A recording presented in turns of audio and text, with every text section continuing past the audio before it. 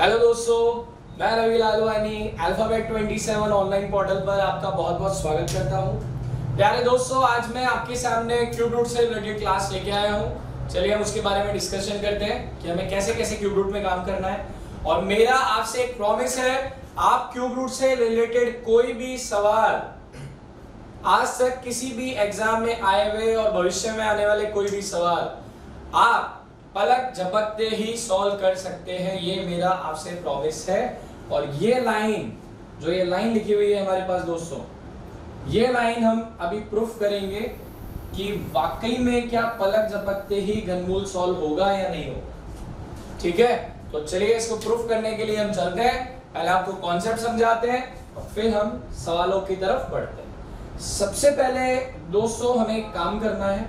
मैं आपको छोटा सा एक काम बता देता हूं कि सबसे पहले हमें कम से कम 1 से लेके 10 या 11 तक के स्क्वायर हमें पता होने जरूरी है, जिसके बेस पे हम क्यूब रूट पता करेंगे। जैसे हमारे पास कौन कौन से होते हैं वो देख लेते हैं।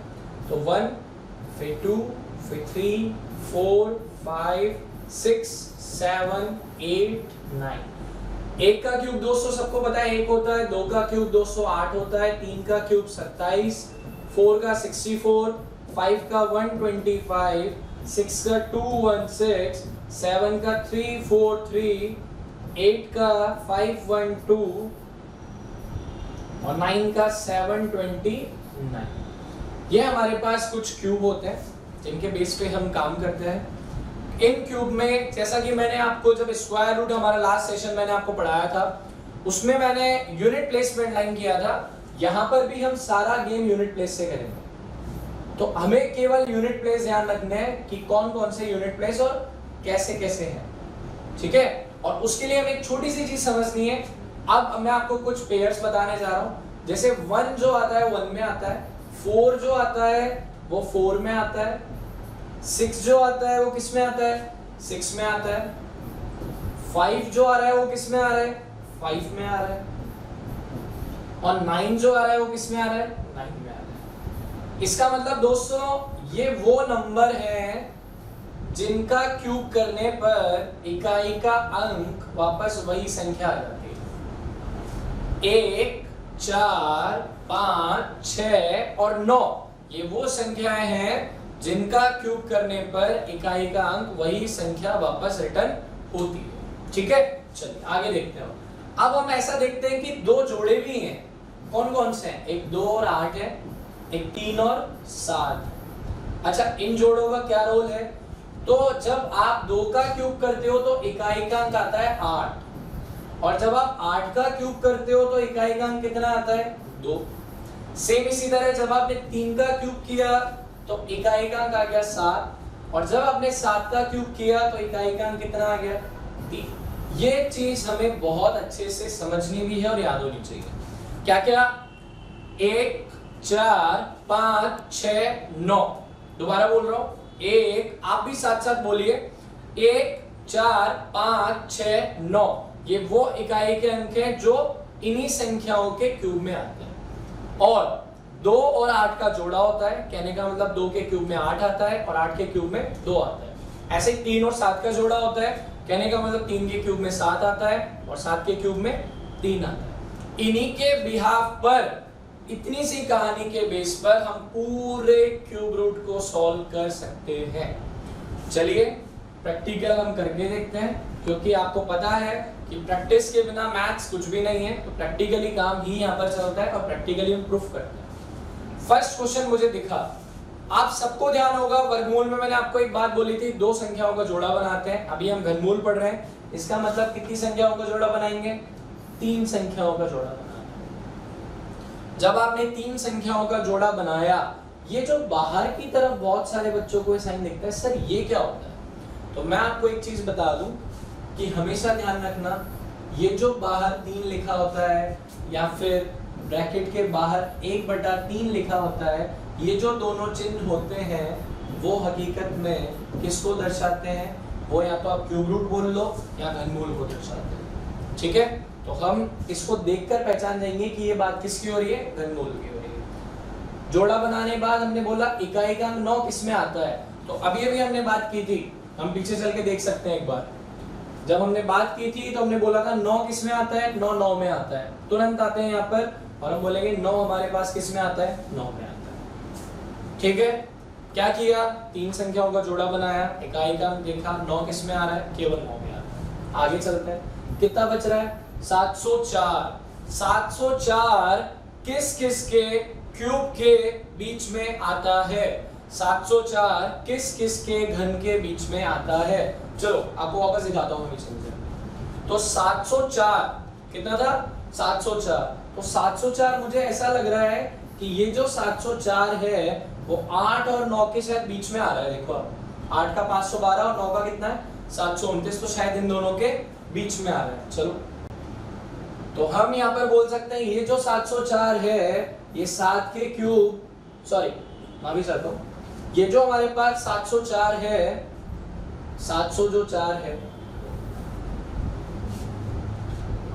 ठीक है, तो हमने अभी भी देखा, तो हम बोल सकते हैं ये जो 704 है ये 8 के क्यूब और 9 के क्यूब के बीच में आ रहा है। आपको दोनों याद भी होने चाहिए, 9 का क्यूब 729 होता है और 8 का क्यूब कितना होता है 512। तो ये जो 704 है 8 और 9 के बीच में आ रहा है। 8 और 9 में छोटा कौन होता है, छोटा 8 होता है। 8 लिख दो।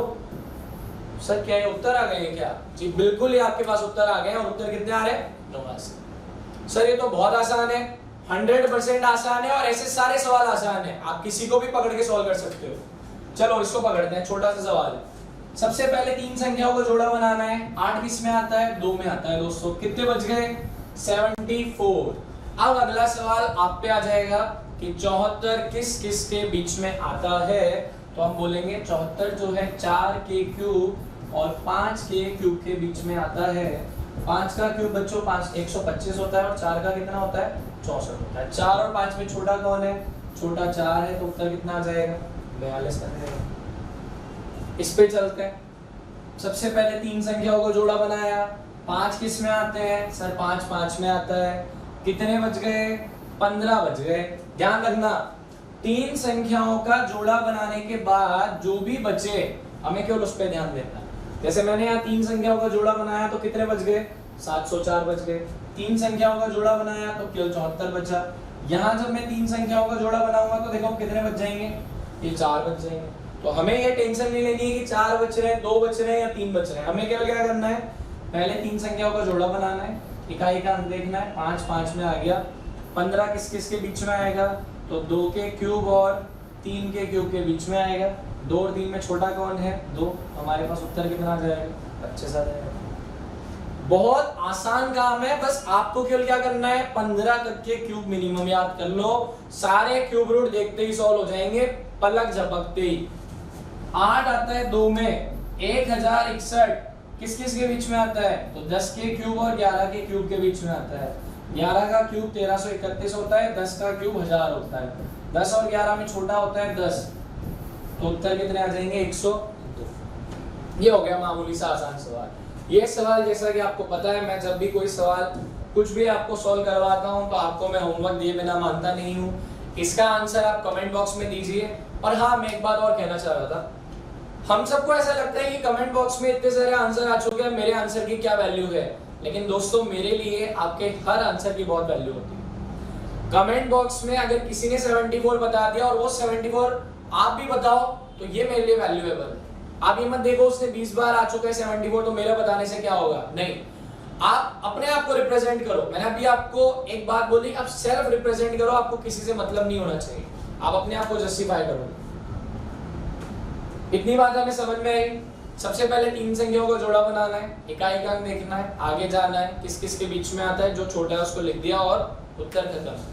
अब मैं आपको एक बात ये बताना चाहता हूँ कि हमारे पास कुछ स्थितियां ऐसी भी होती हैं, जैसा हमने वर्गमूल में पढ़ी थी कि डेसिमल वाले आते हैं, जीरो वाले आते हैं। तो आपको अब 2 नियम सुनने हैं, मैं 2 नियम बोल रहा हूँ, आप उनको सुनिए और उसके बिहाफ पे हम अभी ये पॉइंट वाले और जीरो वालों का आंसर देंगे। नियम क्या थे, पहला नियम, जैसे हमने वर्गमूल में 0 के 2 के जोड़े बनाए, वैसे ही घनमूल में 3 के जोड़े बनते हैं। कितने कितने के बनते हैं, 3 के। पहले हम सवाल देख लेते हैं ताकि आपको बहुत अच्छे से समझ में भी आ जाए, फिर हम काम करें। सबसे पहले ये जोड़े चेक करो, 0 के कितने कितने के बनते, 3 के बनते। फिर आपको ये देखना है कि क्या आप इसको सॉल्व कर सकते हो। तो 15,625 में 3 का जोड़ा बनाया, जैसे आप सॉल्व करते हो वैसे ही करना है। 5 किस में आता है? 5 में आता है। 15 किस किस के बीच में आता है? तो 15 हमारे पास आता है 2 के क्यूब और 3 के क्यूब के बीच में। 2 और 3 में छोटा कौन होता है? 2, तो यहाँ लिखेंगे हम 2। मतलब 15,625 का मान तो कितना आ गया? 25। जीरो कितने हैं? 2 जोड़े बन रहे हैं, 2 जोड़े बन रहे हैं, तो हर जोड़े का एक जीरो आ जाएगा। मतलब इसका उत्तर कितना आ जाएगा? 25 हुआ। समझ में आई बात? जैसे मैं एक छोटा सा एग्जांपल हो जाए, मान लो हमारे पास जैसे लिखा हुआ है 729 और मैंने 1 2 3 4 5 6 7 8 9 जीरो मैंने लगा दिए और बाहर मैंने 3 लगा दिए। आपको केवल इतना ध्यान देना है कि जीरो के जोड़े कितने हैं। तो जीरो के हमारे पास जोड़े कितने हैं? 3। ये कितना लिखा हुआ है? 729। 729 का मान कितना होता है? 9। हम डायरेक्ट बोलते, जितने जोड़े बन रहे हैं उतने जीरो आप यहाँ पे लिखोगे तो हमारे पास उत्तर कितना आ जाएगा? 9,000। समझ में आई बात आपको? जीरो का क्या नियम है? जितने जोड़े बन रहे हैं उतने जीरो हम उत्तर में लिखते हैं।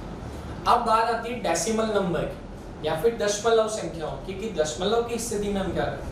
तो दशमलव की स्थिति में दोस्तों हम क्या करते हैं, आप सबसे पहले तो दशमलव को भूल जाओ कि दशमलव है भी या नहीं है। पहले हम इसको सॉल्व कैसे करते हैं। तो 9 आता है 9 में, 704 बच गया। 704 हमारे पास आएगा किसके बीच में दोस्तों? 8 के क्यूब और 9 के क्यूब के बीच में। 8 और 9 में छोटा कौन है? 8। सबसे पहले आप आंसर लिख दो कि आपका आंसर कितना है। तो आपका आंसर आया 89। अब पॉइंट लग रहा था यहाँ पे, पॉइंट के बाद कितने जोड़े हैं? केवल एक जोड़ा है। पॉइंट के बाद कितना जोड़ा है? केवल एक जोड़ा है। तो आपके आंसर में पॉइंट के बाद कितनी संख्या आएगी? एक संख्या आएगी। अगर पॉइंट के बाद 2 जोड़े होते तो आंसर में पॉइंट के बाद कितनी संख्या आती? 2 संख्या आती। चलो वो भी देखते हैं। जैसे ये सवाल दिख रहा है, आपने इसको सॉल्व किया, आपने बोला 8 किस में आता है? हमने बोला 2 में आता है। 238 बच गया। 238 किस किस के बीच में आता है? तो सर 238 हम बोल सकते हैं 6 के क्यूब और 7 के क्यूब के बीच में आ रहा है। 6 और 7 में छोटा कौन है? सर 6 छोटा है। अब आप चेक करो, ये आपका दशमलव, और दशमलव के बाद कितने जोड़े बने? 2 जोड़े बने। तो आपके आंसर में दशमलव के बाद कितनी संख्या आनी चाहिए? सर 2 आनी चाहिए। तो आपका उत्तर कितना आ जाएगा? 0.62। समझ में आई बात?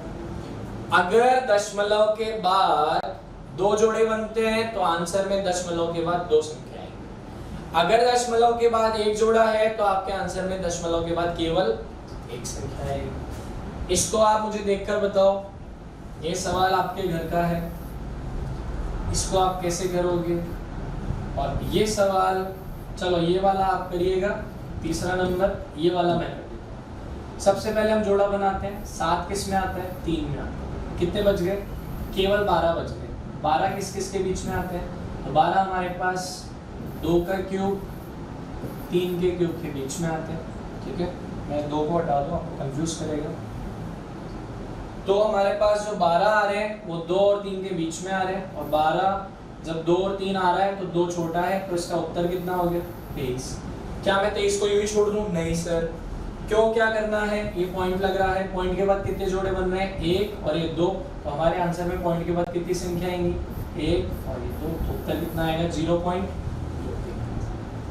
ये आपका दूसरे नंबर का सवाल है। एक सवाल मैंने पिछले वाली शीट में छोड़ा है और एक सवाल आपका ये वाला है। तो आपको 2 सवाल करने हैं और दोनों के आंसर मुझे कमेंट बॉक्स में करने हैं। अगली क्लास जो मैं क्यूब रूट की लाऊंगा उसमें हम क्या करेंगे, स्क्वायर रूट और क्यूब रूट के मिलाकर जो क्वेश्चन हमसे एग्जाम में पूछे जाते हैं मैं वो लेके आऊंगा। ठीक है दोस्तों, तो आज के इस क्यूब रूट के सेशन में उम्मीद है आपको ये सारी चीजें समझ में आई होंगी। कैसे हमें क्यूब रूट निकालना है मैंने वो भी बताया, जीरो से संबंधित क्यूब रूट के क्वेश्चन आते हैं मैंने वो भी बात की है, और दशमलव से संबंधित जो मैंने सवाल बोले मैंने उनकी भी आपसे बात की। उम्मीद है आपको ये सारी चीजें समझ में आई होंगी और कमेंट बॉक्स में आप इन दोनों क्वेश्चनों का मेरे को रिप्लाई करेंगे, जिससे हम आपके लिए और अगले सेशन में बेस्ट से बेस्ट काम ला सकें। ठीक है दोस्तों, गुड बाय, सी यू।